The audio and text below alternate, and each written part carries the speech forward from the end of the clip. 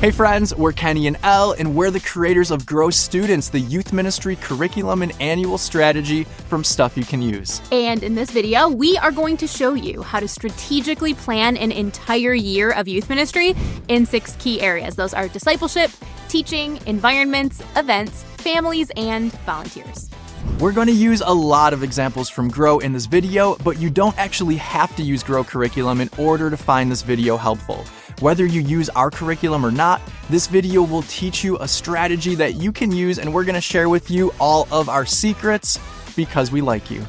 That's true. But if you are using Grow curriculum in your ministry, this video is going to give you a really big head start in planning your whole year.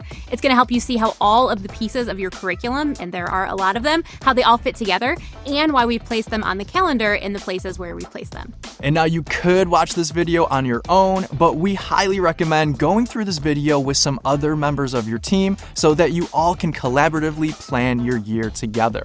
And for you Grow users, we made this easy by giving you physical and printable versions of every single card you're going to see in this video so that you can build your very own board. And then when you are done with all of that, you are going to have this big, awesome, detailed, visual, beautiful representation of everything you're going to be doing in your ministry this year. It's going to help you stay on track. It's going to help you keep your team in the loop. And bonus, it is definitely going to help impress your boss. Yes, and in fact, right now you're seeing some of the calendars that Grow users have made for their own ministries on the screen behind us. Yeah, and just a reminder, everything that you will hear about in this video is actually available as a resource that you can customize and then use in your ministry through Grow curriculum. So that's every teaching series, theme, event, discipleship activity, all the meetings, discussions, conversations, celebrations. Everything that you hear about is included in Volume 8 of Grow curriculum. So, if you're not only looking for the strategy, but also for the resources to pull all of this off, just head to growcurriculum.org for some free samples and more information. All right, ready to get started? Let's do this. All right, let's go over those 6 key areas again: discipleship, teaching, environments, events, volunteers, and families. Right now, we're going to start by unpacking our annual discipleship strategy. And we start with discipleship because we want spiritual growth to be the lens through which we see everything else we're going to do this year. Your church might have its own approach to discipleship and spiritual formation, but here's how we approach it. And of course, feel free to borrow this if it works for you.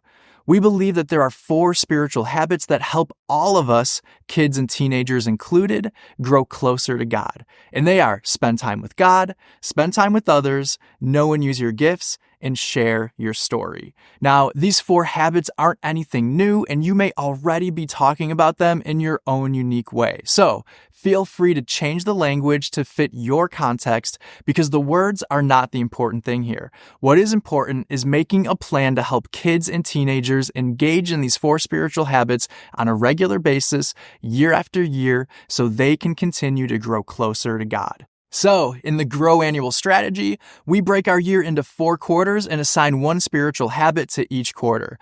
Then, with the spiritual habit in mind, we spend 3 months creating experiences, activities, and tools to help kids and teenagers grow in that area.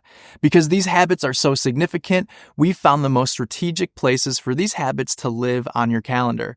You may have noticed we like to color code things around here, and we use the color orange on our calendar for our discipleship strategy. This fall in Grow Students, we're giving you everything you need to make small group party kits. These kits are basically a party in a box that make it easy for your volunteers to plan and pull off their own super fun and themed small group parties, either in their small groups or outside of the church.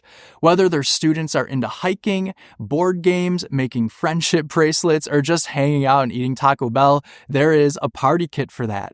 Every winter, we focus on the habit of using your gifts, which can either focus on helping students discover their gifts or use their gifts, or both. This year in Grow Students, we're focusing on discovering part of the spiritual habit and giving you a really helpful spiritual gifts assessment.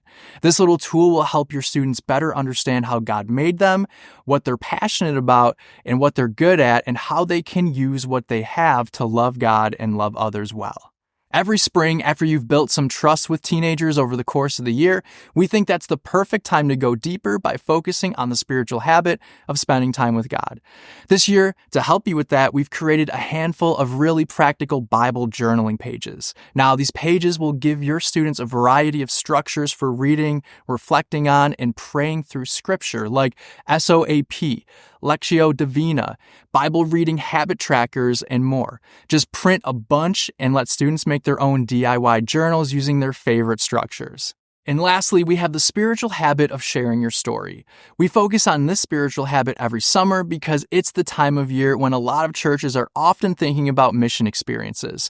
Plus, it's a great time to get students thinking and excited about the upcoming new school year and all the ways that they can share the story of Jesus with others in the upcoming months.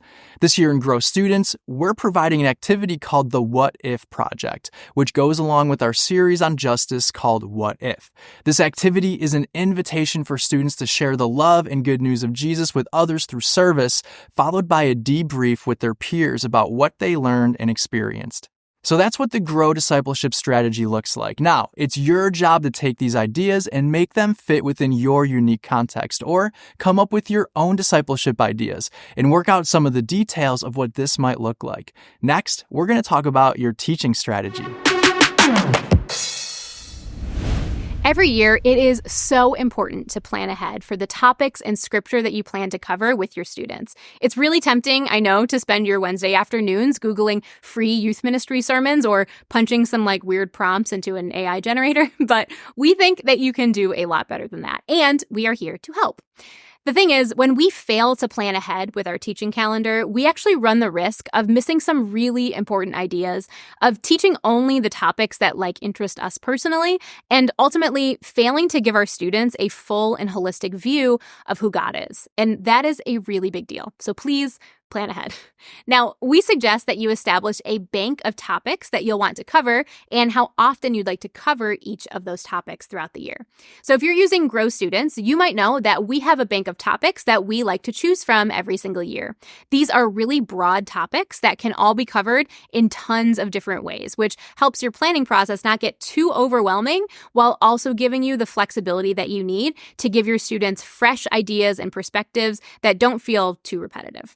Now, once you know the big picture topics that you want to cover every year, you're going to want to place them on the calendar in the months where you think they make the most sense.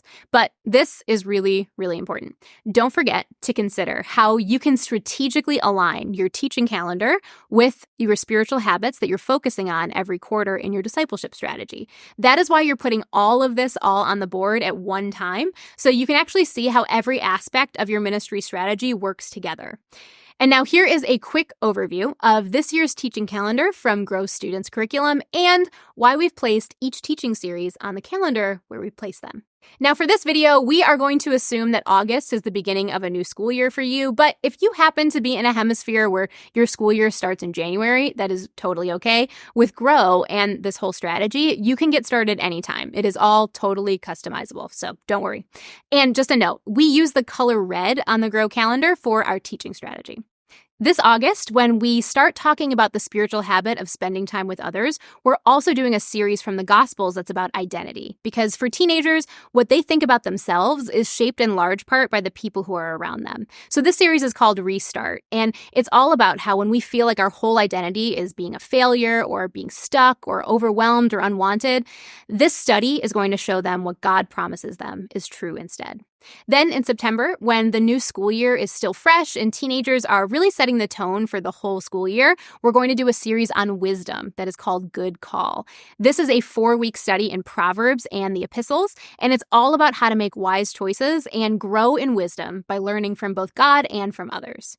And then to wrap up the first quarter in October, we're going to talk about something that we all experience, but that we may not always like to talk about with others. And it's a series called Unafraid, where we're going to look at some of the difficult and painful parts of life, like fear, worry, pain, and injustice, and we'll see how we can learn to trust God through all of it. Then in November, we're going to begin our winter quarter and our focus on the spiritual habit of using our gifts to serve. With that spiritual habit in mind, we often spend a lot of time in this quarter talking about how to love others well. So this month, we're going to do a series about loving people like Jesus does that is called On Repeat, because the best way to be like Jesus is to look at what he did and then repeat it. Then in December, we're going to transition into a Christmas series that is called Remember When, where you and your students are going to not only remember some of your favorite holiday memories, but you'll also be reminded of all of the amazing truths that the Christmas story teaches us and invites us to remember. In January, we're going to kick off a new calendar year with a series called From Now On. This series is a series that's all about who Jesus is and how we can follow him or recommit to following him from now on. In February, and to kick off our spring quarter and the spiritual habit of spending time with God, we are going to get a little bit more focused, specifically on spiritual growth. So next up is a series on friendship called On Your Own, and it is all about how growing closer to God really can't happen all on your own. You and your friends are really meant to grow closer to God together. After that, in the month of March, we will do a series that is all about 4 specific and maybe sometimes surprising things that all have the potential to help us grow closer to Jesus. This series is called The Making Of, and in it, we're going to see how temptation, difficulties, repentance, and our daily habits are all opportunities for spiritual formation. After that, we're ready to start talking about Easter. So this year, our Easter series is called Invited, and it is a 6-weeker. If you don't need a full 6 weeks of Easter-related messages this year, that is totally okay. This series is really easy to trim down to whatever length that you need it to be. Now, it features 6 stories from the days before, during, and after Jesus' death and resurrection, and what each of those stories invite us to do. Then in May, we're going to kick off our summer quarter and the spiritual habit of sharing your story with a series on justice that is called What If?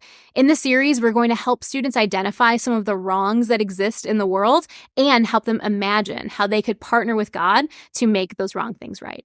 Now, there's 2 series left. In June, we're going to spend some time in the New Testament for our annual evangelism series.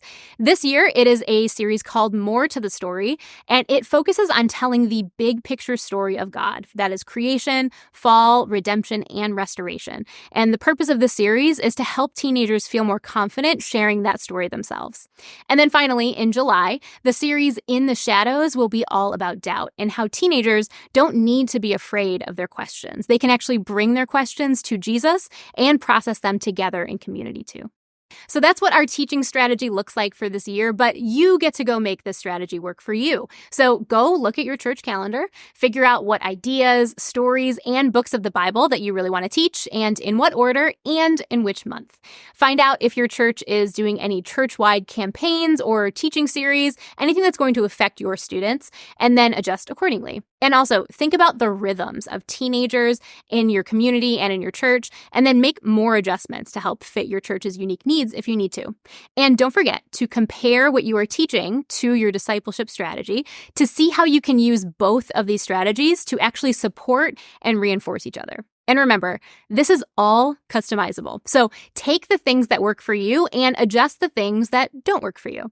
The point is this. You need a teaching strategy. And when you align your teaching strategy with your discipleship strategy, you will actually be able to focus and reinforce those big ideas so much more effectively. So go ahead, go make it your own, and then start dreaming about some of the specifics of what your teaching could actually look like in this next year of ministry. And in this next part, we're going to talk about your weekly environments. As you start to develop your teaching strategy in more detail, adding some interesting weekly environment elements like special songs, visuals, recurring ideas, and on-theme games can help to enhance that month's teaching. So, this is important because the right environment can help your teaching really stick in the minds of your students. For this round of planning, we're assigning monthly themes to each teaching series that directly complements what you're teaching, and we're using the color yellow for these cards. When we say themes, there's a lot that we can include. That's like decor, graphics, background music, games, worship set list. The possibilities are almost endless. But remember, if you're using Grow Students curriculum, we've already thought about all this for you. And here are the monthly themes we're doing in Grow this year and how they connect to what we're teaching. All right, in August, our series Restart is all about starting over when we feel like we need a second chance or retry. So we're going with a video games theme so we can talk about stuff like extra lives and do-overs. In September, our wisdom series called Good Call gets a sports theme because wouldn't it be nice to have our own personal referees handy, letting us know what the right call is in every situation? And then in October, we're talking about how God can turn scary stuff into something great. And since it's a heavier subject, we're going to bring some lightness to it with a roller coaster and amusement parks theme. And then in November, our series On Repeat, which is about loving others like Jesus on repeat, gets a playlist theme. We'll be talking about treating others in ways that are worth repeating and ways that we should probably just skip over.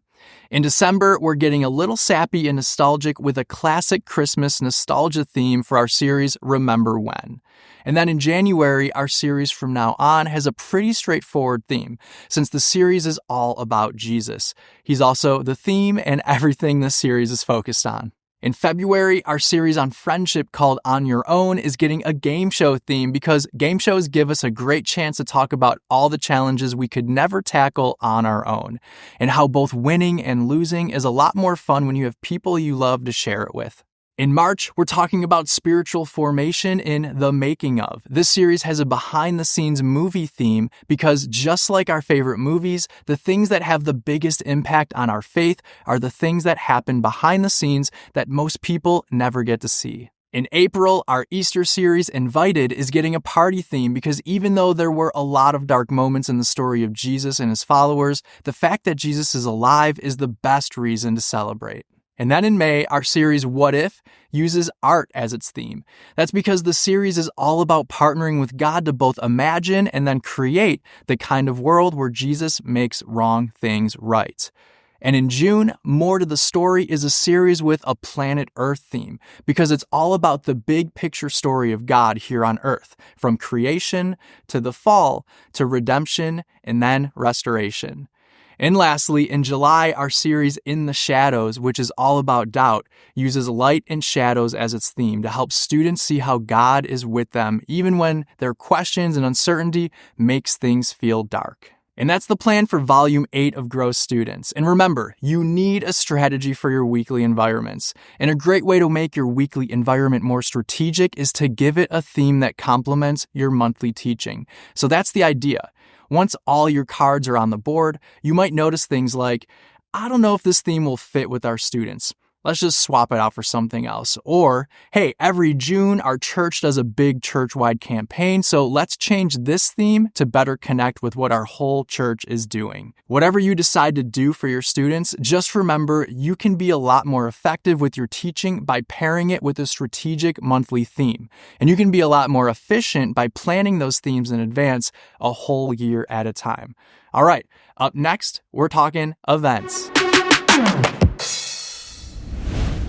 Okay, we've already covered 3 areas that are all about students with our discipleship, teaching, and weekly environment strategies, but we've got one more strategy to talk about that relates just to them, and that is your event strategy. Now, events are a pretty big deal for most youth ministries. They're a way to have fun, to connect with students, to get new people in the door, and also to create some excitement about your ministry.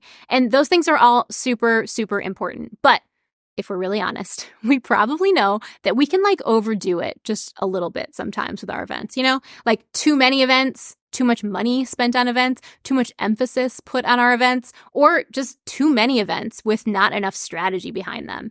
Our events matter, but we've really got to keep things in perspective and think strategically when it comes to our events. So that is why we are really big fans of keeping your event strategy really, really simple, because you can actually make a much bigger impact every year if you choose to do fewer events, but with more intentionality. So here is our recommendation for keeping your event strategy super simple and effective in youth ministry. Do one event every quarter, plus a summer camp and a mission experience. And that is it. Now, here's what that could actually look like, and we'll be using green cards for our events on this calendar.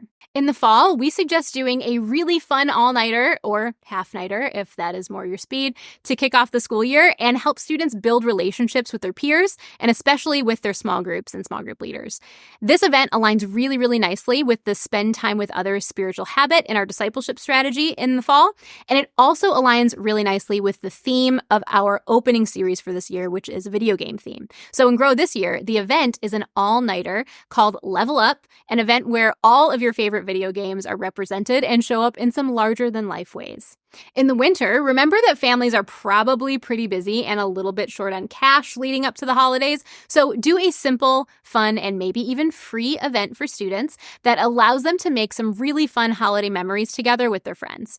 This year in Grow Students, we are doing an event called Thriftmas Party, and that is a giant Christmas party, but with thrift shop-powered games, competitions, fashion shows, activities, art, and also a holiday collection to help your students actually give back to your community. Then in the spring, when you're focusing on the spiritual habit of spending time with God and really trying to go deep with your core students spiritually, it is a really great time to host a weekend retreat or a weekend event in host homes. So this year in Grow Students, we are giving you everything you need to plan an off-site weekend retreat, along with the teaching and small group content that you'll need to plan your main sessions with a retreat series that is called Own It. And in the summer, remember that you've got a pretty busy summer ahead of you, and so do families. So host another simple and fun event that just gets students out of the house and having a blast together. This year in Grow Students, that summer event is a super fun event inspired by your favorite slime-based 90s competition shows, and it is called Double Double Dare. After that, you are also going to want to add a summer camp to your board. We have an awesome series in Grow Students this year that is called Jump, as well as a mission experience, either internationally or locally. And whether you're looking to do an international mission experience or a local one, we've got all of the resources and tutorials for you totally covered inside of Grow. Now, you know the drill at this point, friends. Next up, take your event cards, the green ones, throw them on the board in whatever way works best for your church context, and then spend some time talking about what each of those events might look like and what your goal for each event might be. Okay? Have fun. We're convinced there are 7 ways to invest in volunteers and that all 7 of them need to be represented on your annual calendar. It might sound overwhelming at first, but it really doesn't have to be, we promise. In fact, we believe if we want to be effective as pastors and leaders, we need to get really serious about investing in and empowering the volunteers we lead.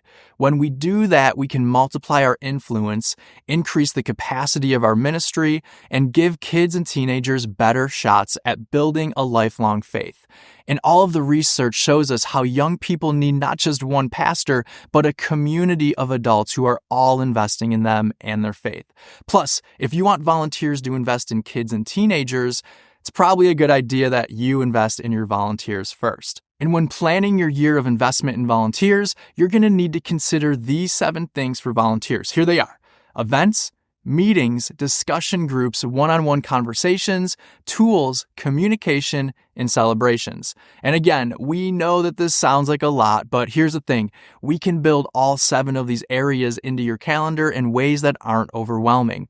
And we get it because we've been pastors and actually developed this strategy while we were still pastors. We know that you don't have countless hours to spend leading volunteers, and we want to help you be really, really intentional about doing things that require the least amount of work for the biggest impact. So, with that in mind, let's break down each of these 7 things and give you an idea of what's included in Grow for each of these areas. First, you have volunteer events. We have just one of these each year in August to kick off the school year. So this volunteer kickoff event is designed to be your one major vision casting moment of the year. It comes with inspiration, practical training, helpful tools, and relationship building to get your team off on the right foot. And with Grow, you already have everything you need to pull it off, so that's amazing. Next, we have meetings. Meetings are any environment where you are training volunteers on a specific subject related to their specific needs as a volunteer.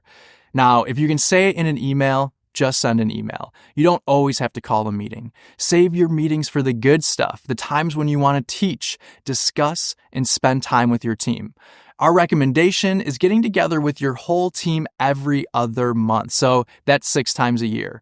With our August kickoff event, we can skip September and put the next meeting in October. Then, since no one wants to have an informational meeting in December, let's replace that meeting with a Christmas party. We can add a meeting in February and April, but since June is the end of the school year, let's have another party. So that's 6 get-togethers with your team throughout the year, including your annual kickoff event and a couple of parties. That means you have 3 windows this year to train your team on some specifics. So what do you want to train them on? If you're using Grow, you have access to tons of volunteer meeting outlines and all sorts of helpful topics. And they all come with discussion questions for your team. So however you want to organize this, that's really up to you. But here's the point. Plan to meet with your team throughout the year in a rhythm that works for you. And when you do, teach them something that's really helpful. Next, we have discussion groups. A discussion group is a type of volunteer get-together that can transform your ministry's volunteer culture. In a volunteer discussion group, instead of training your volunteers like you're the expert, even though, of course, we know you are an expert, the goal is to ask questions that get your volunteers sharing stories, talking to each other, and helping each other solve problems. These discussion groups are about spotlighting your volunteers as the experts and learning from and with them for a change. How many of these groups you do each year will depend on how many volunteers you have. We recommend doing them at least once a year, but no more than 6 times. And when you do them, schedule them during months when you don't already have an event, a meeting, or a party scheduled. All right, next we've got one-on-one conversations with volunteers. These conversations are another way to connect with your volunteers, and we recommend putting these on your calendar every single week if you can, or at least every month. In these one-on-one meetings, the goal is to give feedback to your volunteers about how they're doing and to receive feedback from them about how your ministry is doing at equipping and supporting them. Next, we have one of my favorite ways to invest in volunteers, and those are celebrations. We are big believers that what you celebrate in ministry gets repeated, and that honoring your volunteers for who they are is a huge part of creating a volunteer culture that makes people want to serve with you. So, each month we recommend celebrating a weird holiday with your volunteers in a way that appreciates them or makes a fun memory with them. Maybe that's a DIY cupcake decorating station on National Cake Decorating Day, or a mysterious thank you card that can only be read in the mirror for Backwards Day.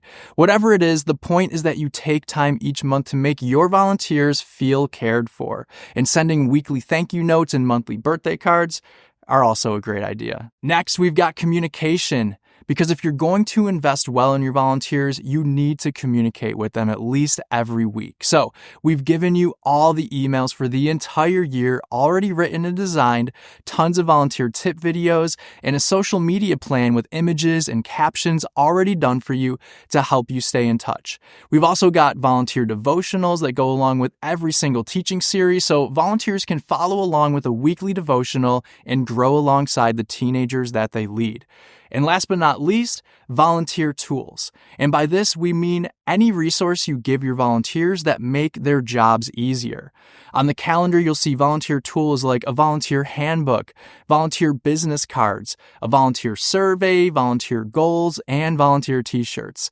We suggest giving these tools away in August to begin the year and then refreshing them throughout the year or at your volunteer meetings. And you're done. A full year of volunteer strategy. Now, feel free to copy as much of our strategy and calendar as you want and then change the rest to fit your unique context. We hope that this volunteer strategy honestly revolutionizes your ministry for the better because remember, you're not just a pastor to kids or teenagers. You are a pastor to your volunteers and, as well, we'll talk about in the next section, families too. Okay, friends, you are almost there. The very last thing that you need to strategize in your annual planning meeting is the thing that sometimes we all save until last, which is how you will engage parents, caregivers, and families. Now, when it comes to families, let's be honest, we could probably all do a better job of engaging them, but we are about to unpack a framework for your family strategy that you can replicate and improve upon every year to help you level up how you engage with families. So here we go.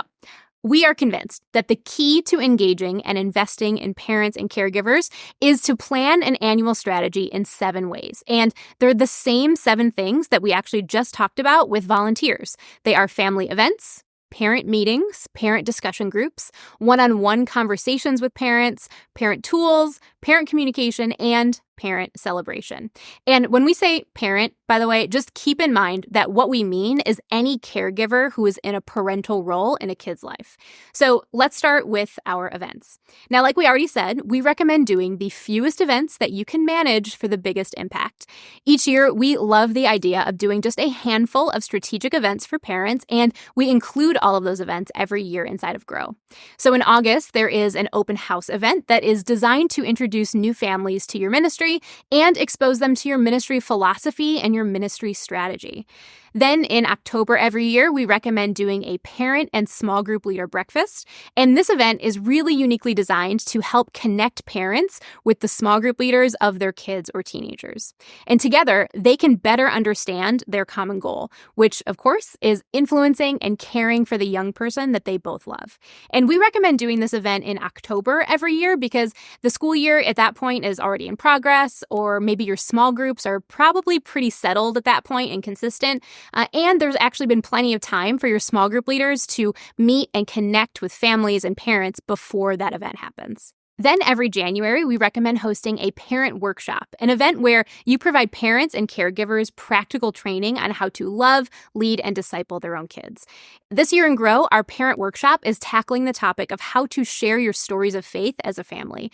And if your church is using both Grow Kids and Grow Students, the parent workshop for both age groups actually aligns really nicely, but they provide training in different age-appropriate ways. Oh, and on top of those annual events that we just mentioned, don't forget that you are already putting on quarterly events for kids and teenagers, so just be sure to think strategically about how to invest in families during all of those events too. Next, we have parent meetings. Now, meetings are any environment where you are delivering information to parents that they really, really need. There shouldn't be like a ton of these on your calendar, though. You might need to maybe call an official parent meeting like before a big event or before a big trip, or maybe during a crisis in your community or during a big transition that might be happening at your church. These are like those crucial moments when you have something really important to share with parents and you want to do it face to face, and it really can't be done in an email. Now, how many meetings that you will actually need throughout the year and when you'll need them totally depends on what else is going on in your church and when. Next, we've got parent discussion groups. Now, like the volunteer discussion groups, our parent discussion groups are environments where you can get all these parents together to learn from them and learn with them.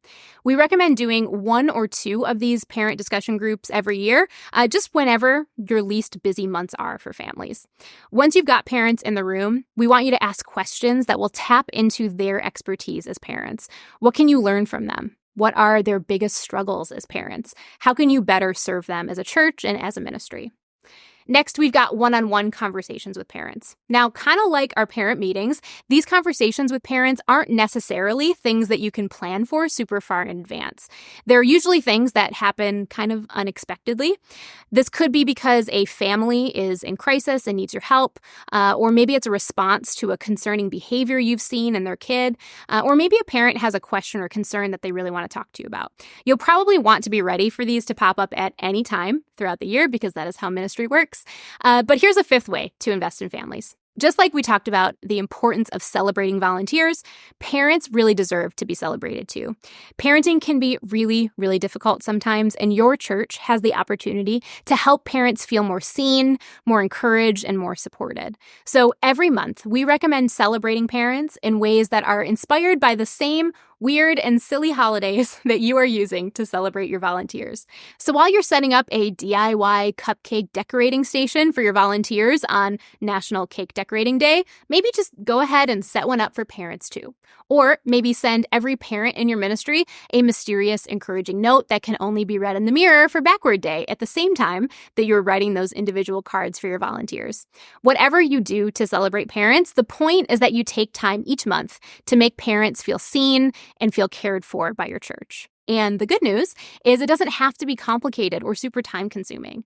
Next, we've got communication for parents, because if you're going to invest well in families, you do actually have to communicate with them. We recommend sending parents an email once every month with information about what is happening in your ministry and some resources that will help serve and equip them as parents. In Grow, we've actually written and designed all of these emails for you for one every month, and we've created a ton of parent tip videos that are super cool that you can send to parents every month.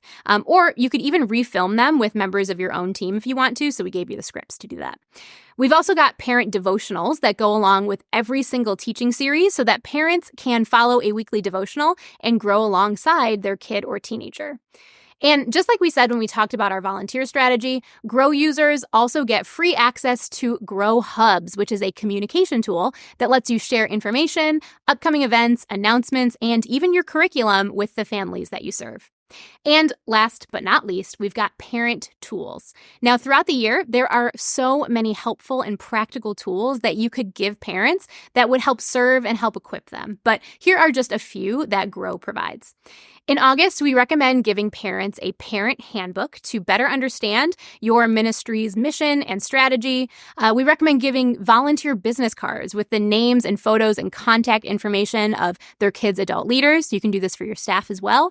And also an annual parent survey that will help you learn about how to best serve and communicate with families. We recommend providing all of those same tools again in October at your breakfast event, and also having extras on hand throughout the year for just whenever you need them. And there you have it. Your final assignment for the day is this. Plan out your annual family strategy for the year, and then take a look at everything you've done and accomplished in this planning meeting. Yeah, and ask yourself a few questions, like, is there anything that you would like to change or tweak now that everything is all visible on your calendar at the same time? Are there any pieces of your calendar that you'd like to get more feedback on before you finalize them?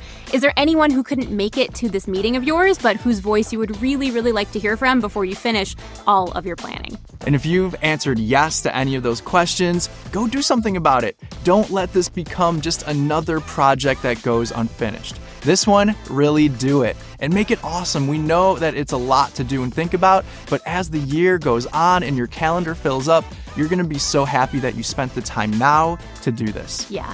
And with all of that, guys, thank you so much for hanging out with us. But more importantly, thank you for all that you do for your ministry. Your work is so, so important, and we are so excited that you have taken the time to be more intentional and strategic and prepared for this upcoming year of ministry, because it is going to be amazing, and you are also amazing. Yes. All right. We'll see you guys later. Peace.